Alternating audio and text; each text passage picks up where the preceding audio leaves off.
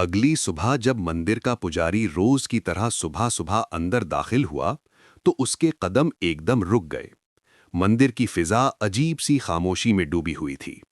सामने उसने देखा कि उसका बड़ा बुत अपनी जगह पर खड़ा नहीं था, बल्कि जमीन पर गिरा हुआ था। पुजारी का दिल जोर से धड़का। उसने सोचा शायद रात को कोई तूफान आया होगा या किसी ने शरारत की होगी।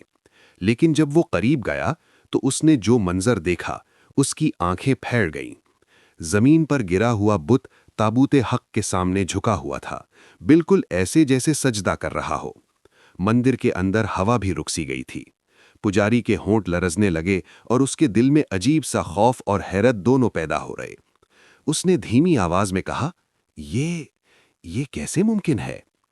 पुजारी ने सोचा कि जो चीज पत्थर की हो उसमें समझ या एहसास नहीं होता, फिर ये सजदा, फिर ये झुकना। उसके जहन में एक ही ख्याल घूम रहा था कि हक के सामने झुकना सिर्फ इंसान का काम नहीं, बल्कि हक इतना बुलंद होता है कि झूठी ताकतें भी उसके सामने सर झुका देती हैं। थोड़ी देर बाद मंदिर के लोग जमा हो गए। किसी के पास जवाब नहीं था, लेकिन हर शख्स खामोश होकर सोच रहा था।